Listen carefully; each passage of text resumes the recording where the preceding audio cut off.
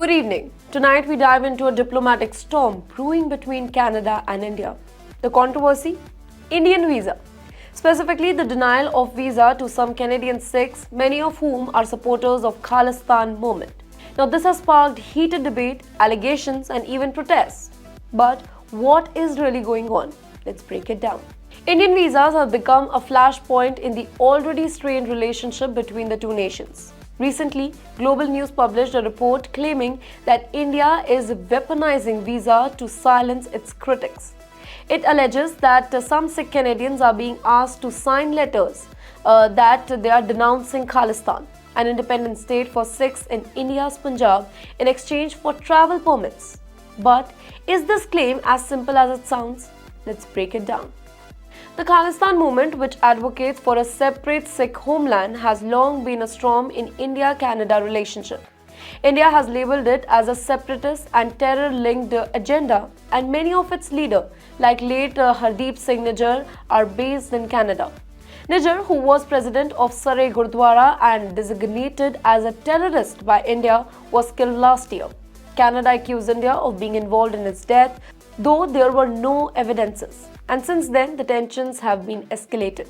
Now take the case of Bikramjit Singh Sandhar, a former president of Guru Nanak Sikh Gurdwara in Surrey. Sandhar applied for an Indian visa back in 2016, but it was denied. He claimed that Indian officials flagged him for his pro-Khalistan speeches. What shocked him even more? Let me tell you. Allegedly, through intermediaries, he was offered a form to sign. This letter renounced the Khalistan and declared loyalty to India. Sandhar refused, calling it an attempt to control personal beliefs. Now, this story is echoed by others in Canada's Sikh community as well. The World Sikh Organization, which is a pro-Khalistan group, even accused India of using visa as a primary tool of foreign interference.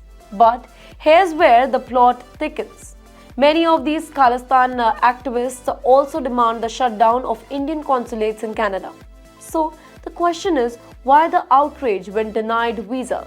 India's consular services in Canada are already under a lot of pressure. Pro-Khalistani groups have disrupted visa camp, even targeting women and children. Last year, India temporarily suspended visa services due to security threats. And recently, several consular camps were cancelled after Canadian police refused to ensure safety. One such attack outside the Toronto temple even involved a Sikh Canadian police officer allegedly supporting these attacks. Now here's the irony. These camps, often disrupted by protesters, serves many Sikhs and Indians in Canada. As Indian diplomats have pointed out that these camps helps the diaspora with vital documentation like the pension verification.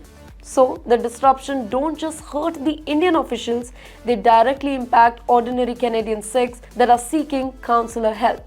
From India's perspective, denying visa to Khalistani supporter isn't foreign interference, it's a matter of national security. The Khalistan movement has a history of violent attacks in India, and its leader abroad often call for its country's division. India sees these visa restrictions as a way to protect its sovereignty. And it's not just about Canada. Indian officials have been targeted by Khalistani groups worldwide. But let's flip the script here. Did you know Canada has denied visa to Indian officials in past year? Let me tell you, back in 2010, Canada rejected visa for Indian Armed Forces personnel, accusing them of human rights abuses. A retired CRPF officer, Tejinder Singh Dhillon, was famously turned away at Vancouver airport in 2017. The Indian government had to demand an apology for this diplomatic insult. So, visa spat between the two nations aren't new. They are just taking a sharper edge recently. Put this into perspective. Indian consulates in Canada process thousands of visa applications every single year. According to reports, around 70% of those denied are linked to Khalistani activities or any propaganda. And while Khalistani group cry, most of the Indian diaspora in Canada, which is approximately a community of 1.4 million, supports India's stance against separatism.